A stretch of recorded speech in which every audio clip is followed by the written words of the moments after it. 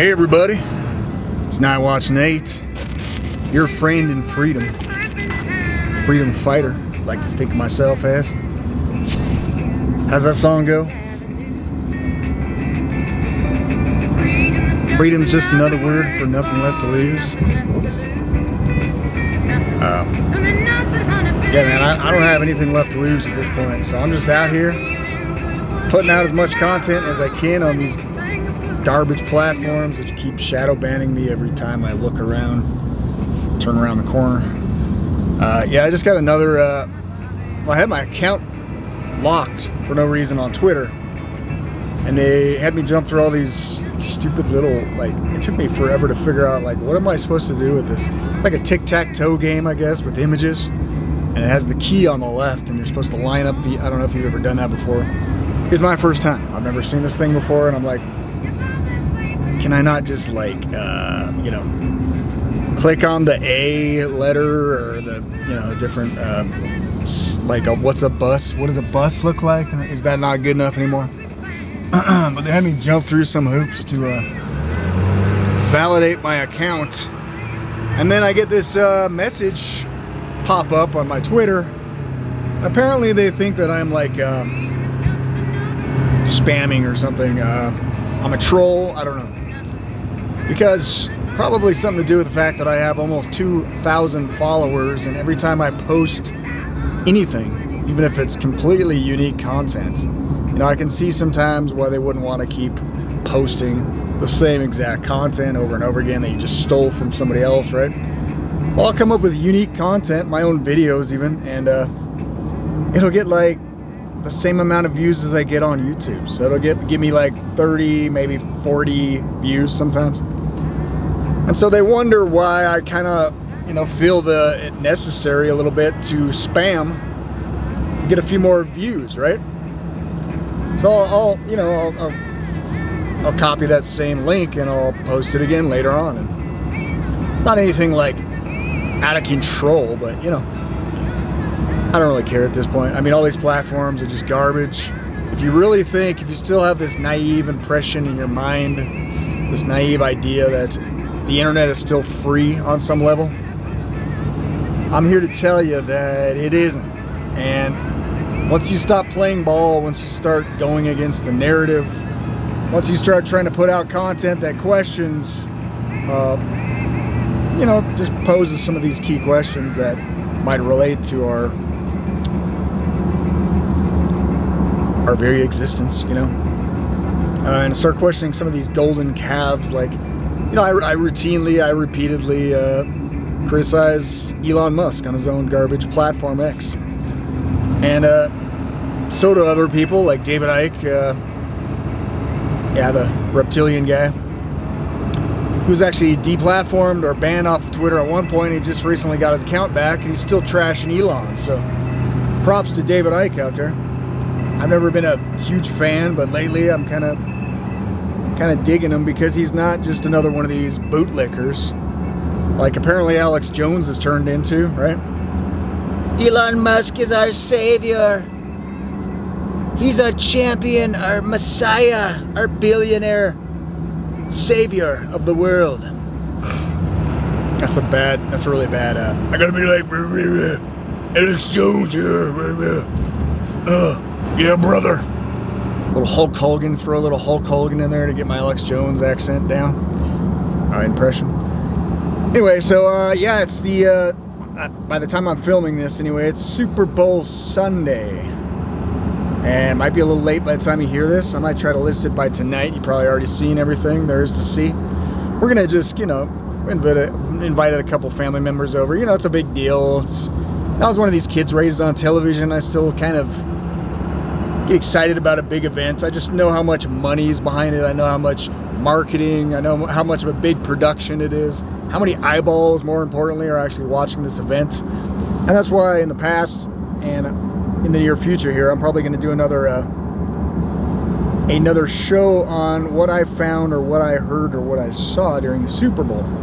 Because they're always slipping in their, you know, occult symbolism, New World Order, what was it, Katy Perry, wasn't it, riding a harlot, riding out on the beast, Eye of the Tiger, that song. Just last year, I guess the one that I covered was Superbowl 86, which I guess was 2022, I believe. And that was with the Snoop Dogg, Dr. Dre. Remember that, guys? Remember that? I just put out a short that I did on that last one, where you had the blatant in-your-face Dr. Dre biometric mark in his right hand tied into the power grid. Whilst in the background you heard this faint, "Welcome to the New World Order." Yeah, kids, welcome to the New World Order. Get your digital ID. And you can have all the kind of fun you want in life in that little prison grid of the power grid. And last year, I guess, 2023, I guess I actually just skipped over it. Maybe I was kind of, I don't know, depressed. Maybe I was just sick of trying to pour time into content just to give me a trickle of views on this garbage platform. But it was actually kind of interesting now that I look back at it. Rihanna. So she was pregnant at the time, and she literally, again, one of these women descending down from heaven kind of symbolisms. And so she had the big baby belly, and she was descending literally from heaven on these platforms. And the platforms at one time, I remember this distinctly, made the kind of the compass and the square Masonic symbol, as above, so below. You know, so you had the upside down V, and then the right side up V. These different platforms formed. At the same time, you had these weird, like, angelic beings running around, right? All in white. And I think at one point I counted, I might be wrong, but I think I counted either 32 or 33 of those dancers dancing around on the platforms, as well as down below on the stage. But yeah, so it was almost like this amalgam of the woman in Revelation who was pregnant, you know, with the man-child, Jesus Christ, the symbol of the church, and the amalgam of the virgin church seen in heaven, right, with the stars around her head and all that, and the Scarlet Harlot, because Rihanna was wearing, you know, blood red outfit. Along with all this, you know, as above, so below symbolism as she floats around on these platforms with these white angelic beings, kind of almost spacefaring looking, like alien-like dancers. And so that was kind of interesting, right? That little symbolism in there.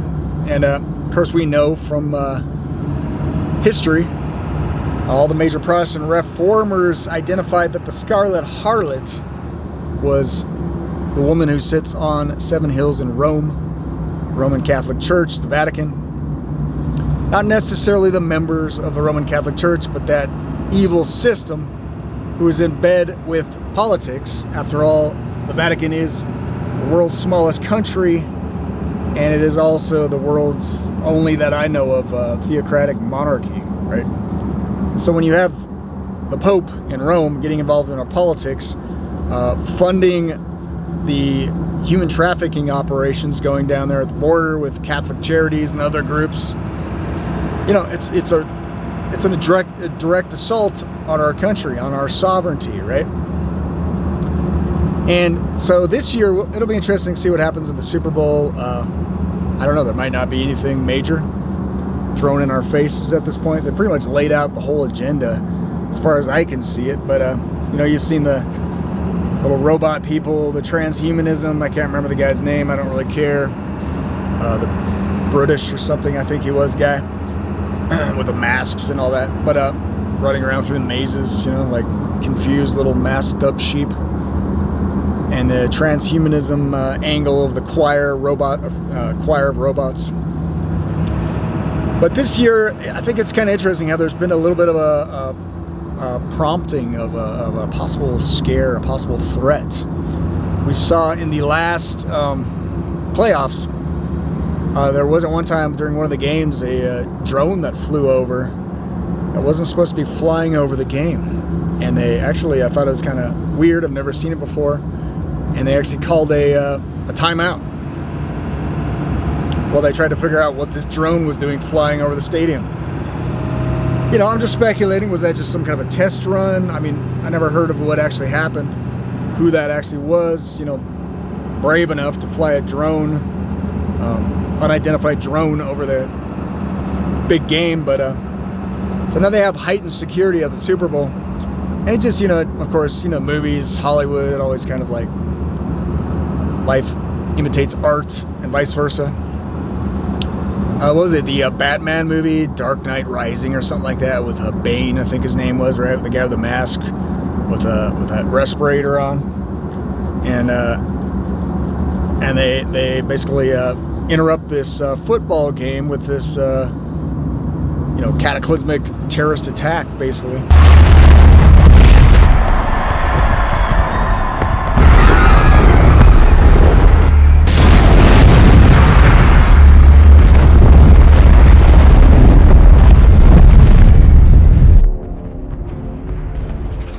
And I'm just thinking of, all the influencers that are going to be at the game, today, still today in my time frame. All the influences, all the eyes that are on this game, all the most cherished celebrities that affect, like, literally, like, I think it's Taylor Swift has 250 million Instagram followers. Could you imagine if something happened to Taylor Swift? Oh my God. People would be like signed up for a police state overnight. Get back at whoever is responsible for hurting our little idols, right? So I'm just saying, I'm not saying it's going to happen. But just saying, on a diabolical, token Bond villain level here, just my line of thinking. If you really wanted to, how they use psychological brainwashing, right? They hit you with something traumatic in the news. They show something like baby carriages, right, in Israel after the Hamas attack, and blood on the streets. Sometimes lately it's like almost watching Faces of Death on the news. I mean, because they'll literally just show you corpses and stuff, and it's like, wow, thanks. Because they understand that trauma induces a mental state where they can then just hit you with whatever message they want to inculcate you with, right? And so it's just, again, it's pure speculation. Will there ever be an attack on the Super Bowl? How hard would it be, though, really, to fly over some kind of a drone, fairly small to a mid-size little drone, and hit everybody with some kind of a dirty bomb or a pathogen, I guess is how you pronounce it. Just saying, guys, or even just, just a dry run, a something that doesn't really do that much damage or harm that many people, but just makes everybody aware of the fact of how vulnerable they are in this scary world, right? Where they want to keep us continually in a state of war. Laundering more and more of our tax dollars out of this country into other criminal enterprises. Who knows? God knows where, right? Like where all that money to Ukraine went, where the money to Israel's going.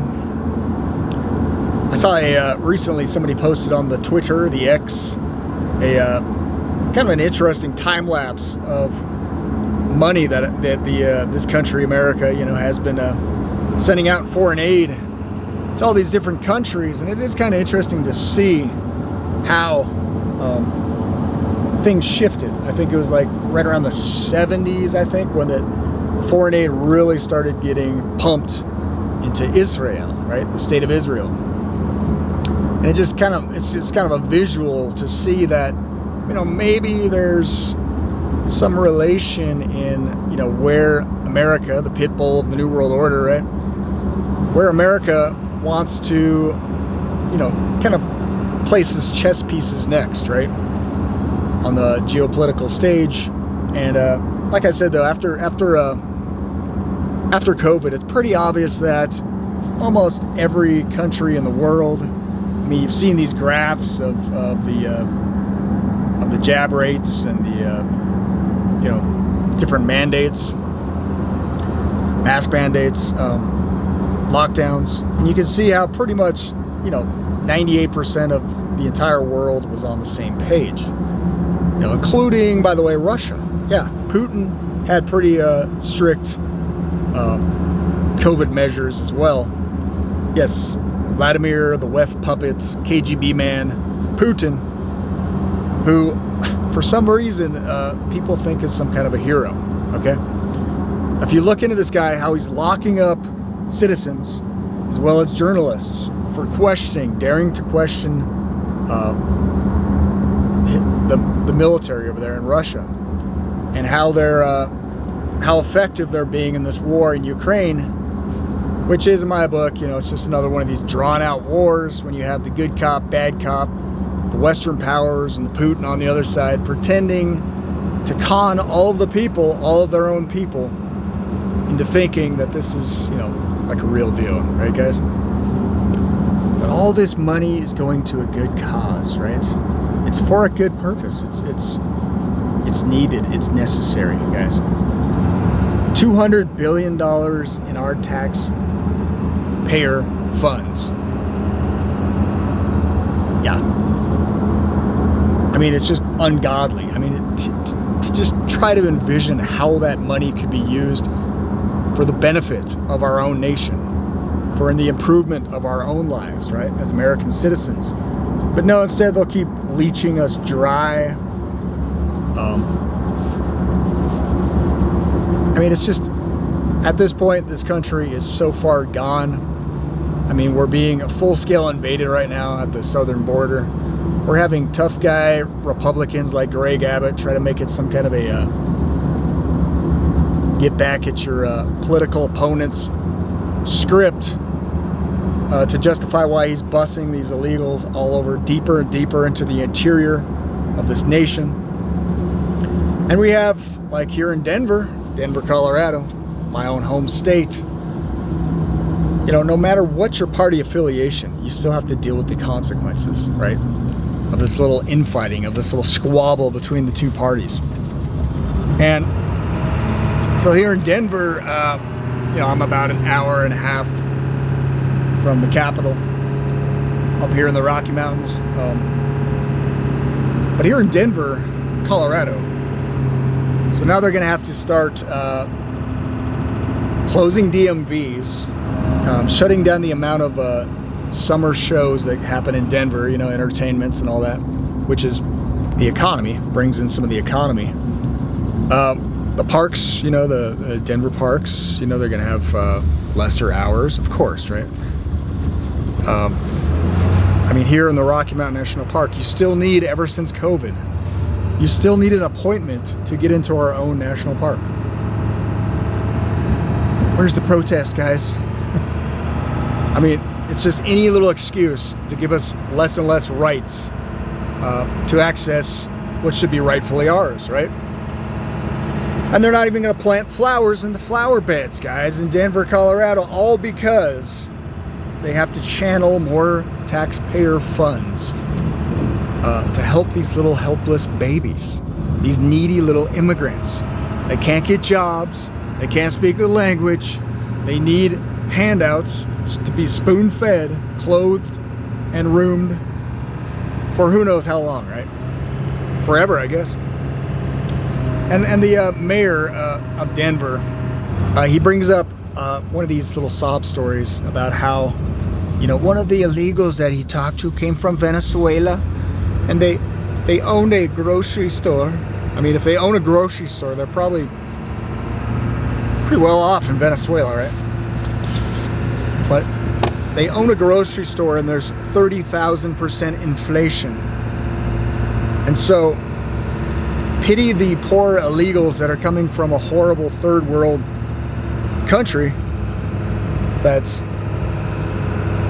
their own government is inflating their dollars, in part possibly due to our own sanctions, right?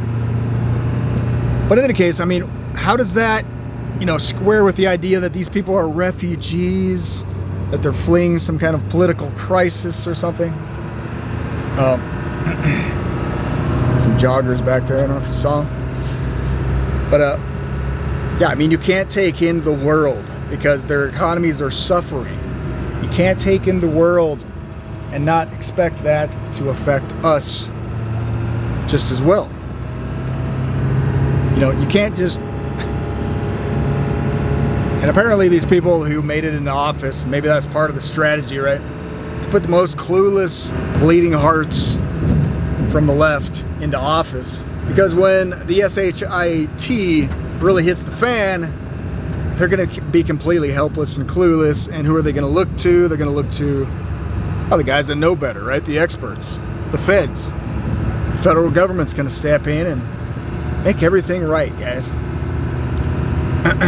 In any case, so it's a big SHIT show. Try to keep it, you know, try to keep it kosher for the kids. And then you have all this talk of this possible. I forgot to put my 4-wheel drive on, but I think we're good. I think we're good. Still got enough traction. Yeah, it's this big crap show down in Texas right now at the border. You have all these like patriots moving on down there. You got all these, you know, so-called militias, and I'm just kind of speculating here, you know, just based upon, you know, just here I am trying to learn from the past and to apply what I've learned from the past to the present to not make the same mistakes time and time again, which is pure insanity. But my speculation is here just like what's going to happen over the summer, possibly. The border crisis in Texas, and the feds going up against Greg Abbott, the WEF puppets, who still has not denounced his membership with the WEF. You know, some guy questioned him, got him on the spot, and he wouldn't renounce the WEF. So, okay, I have one question. Tell me. Okay, so the Klaus Schwab of the World Economic Forum has bragged publicly about infiltrating governments and grooming political leaders. Now, you know, he's for the Great Reset, pushing forward Agenda 2030, complete globalization. Do you denounce the World Economic Forum, Klaus Schwab, and the Great Reset? Listen, I'm not a globalist. I'm a Texas person, an America first person. But do you denounce Klaus Schwab and the Great Reset? I promote Texas and America. Okay, there you okay. go. All right. And like some guys like former Green Beret, Michael Yon, who actually agrees with my position on this. Thank you very much. I'm not a just complete idiot out here, guys. Sometimes I got a little wisdom left in me. It's building, you know, it's accumulating over time. But Michael Yon, the way he put it, that Greg Abbott, yeah, he's just worsening the problem. He brought up his WEF enrollment as well. And he brought up the fact that he could easily stop this if he wanted to. Being the governor of Texas, right? He could start vehicle checks. He could close down the border. You know, he could stop the transportation of these illegals through his own states, but instead he's doing the exact same thing. Whether he's corrupt or not, I don't know, but I do know this. That move was brilliant, and that move has got attention now, finally. Something you've worked at for so long has got national, if not world attention by doing that, by saying this is all of you. It's not just my problem down here. I'm going to make it everybody's problem. I think that's pretty brilliant. I see it completely the opposite, actually. Okay. He's injecting them deeper into our system. He's clearing the banks of the Rio Grande and the camps that are more camps are being built in Texas, by the way, and he's clearing the banks and getting more in here, right? Clearly, the invasion continues. Now, he could stop this. He could stop it with vehicle inspections. There's many ways. He has mechanisms that he could definitely put Mexico on its back foot, but he doesn't, right? Putting a little nitrous, kickstarting, multiplying the problem. By doing the same thing all these NGOs, like the Biden administration in combination with Catholic Charities is involved in right now. Human trafficking, illegal immigrants, knowing nothing about their history, their past, you know, what prisons they may have been let out of. Just busing them in all over the country. And now we have like sanctuary cities like Denver and New York finally realizing that this is unsustainable, right, guys? And even the left is seeing that we have a problem here. My theory is, I'm just going to wrap this up. My theory is, and I put a video out about this earlier, when Donald Trump, remember what he ran as? The law and order candidate, right? I am the law and order candidate, he called himself. We must maintain law and order at the highest level, or we will cease to have a country. 100%. We will cease to have a country.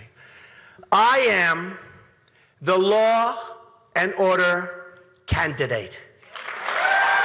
Not only am I the law and order candidate, but I'm also the candidate of compassion. Believe it, the candidate of compassion. But you can't have true compassion without providing safety for the citizens of our country. Every kid in America should be able to securely walk the streets in their own neighborhood without harm. Everyone will be protected equally and treated justly without prejudice. We will be tough, we will be smart, we will be fair, and we will protect all Americans. Now, what's all over the headlines? The border crisis, crime rates going up. These illegals, they're throwing it in your face. You know, these illegals just flipping off the cameras as they're allowed scot-free after beating up police officers in New York. And wouldn't you know it, it happened to be Catholic Charities again who gave them new IDs and put them on a bus to send them over to California so that they could escape the law. So it's just like they're throwing it in our face, right? They want to make us pissed off. They want to get us all pissed off, guys. And what's going to be the solution is my question. What do you think will be the solution to the immigration crisis? To the fact that we have all these undocumented possible criminals committing crimes all over our country. There was a string of robberies. I think this was once again in New York. And the I think it was the police chief or something like that made the comment that these are ghost criminals because they don't have any records. They can't track these people. Meanwhile, on Monday morning, the NYPD arrested around 7 migrants accused of carrying out around 62 robberies. Many of these migrants used mopeds and electric scooters to snatch things like iPhones and wallets. These men then sold the phones to the migrant posing as a ringleader who would hack the phones to steal a person's bank information. The NYPD says these migrants primarily live in city-run shelters. In recent months, a wave of migrant crime has washed over our city. They're essentially ghost criminals. No criminal history, no photos, no cell phone. Today is a hard-fought win. What do you think? Once again, problem, reaction, solution. What do you think will be the solution? Well, Donald Trump, when he was running in 2016, when he's having a campaign speech, when he was all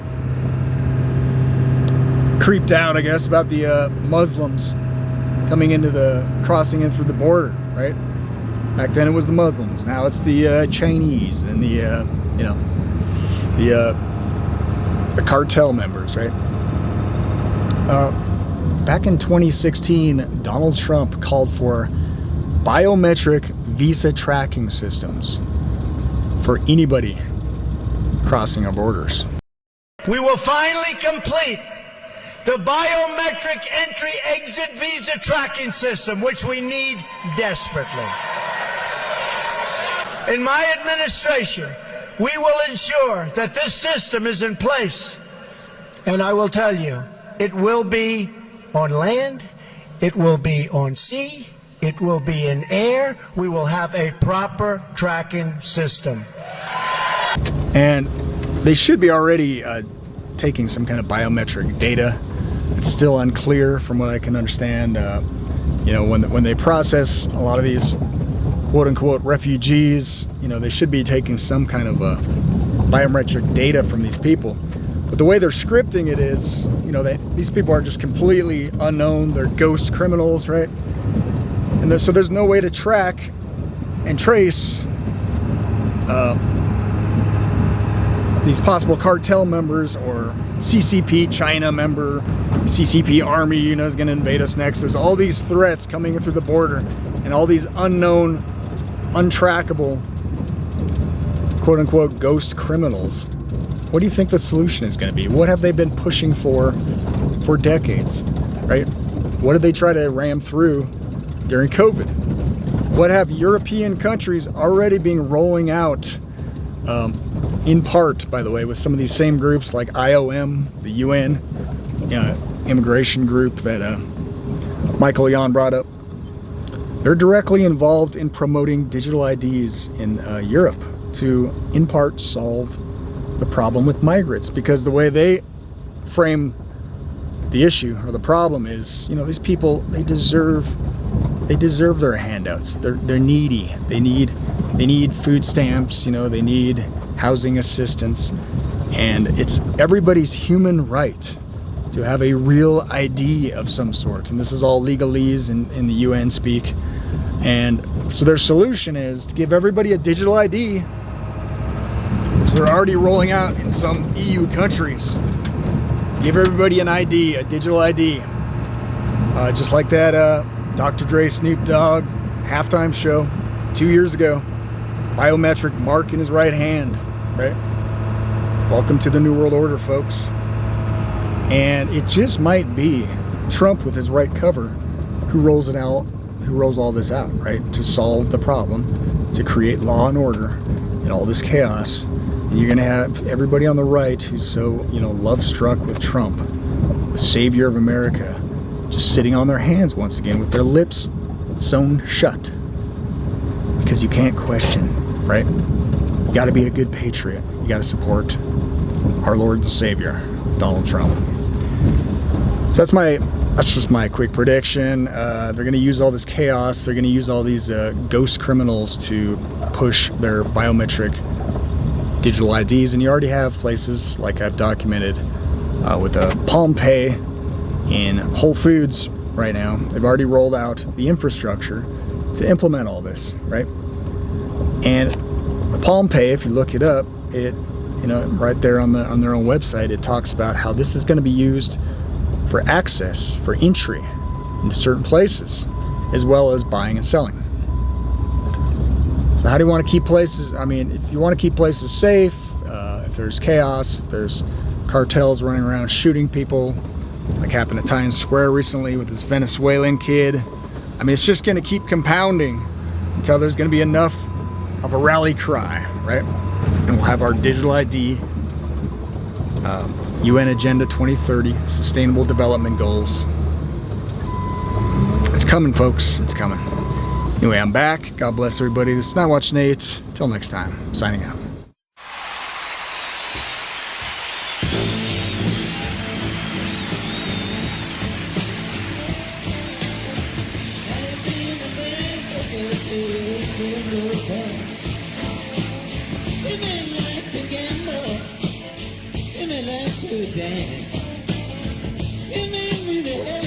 Champion of the world.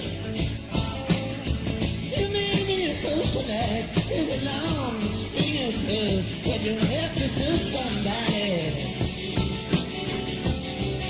Yes, indeed, serve somebody. Well, it may mean the devil, or it may be the Lord, but you'll have to serve somebody.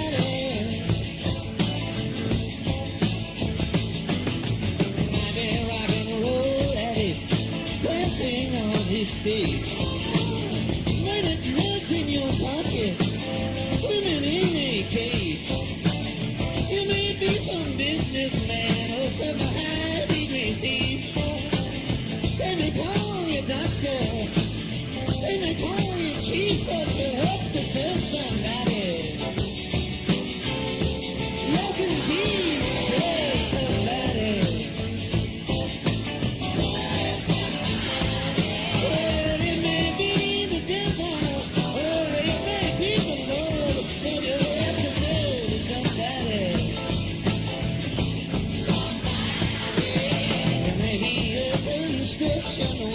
Working on a home.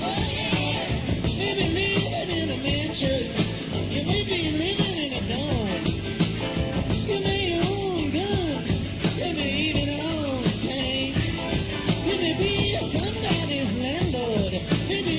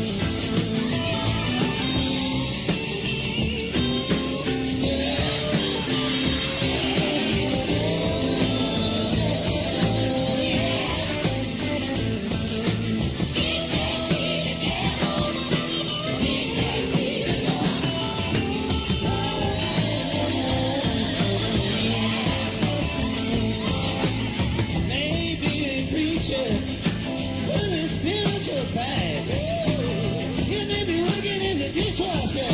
You may be a young brat.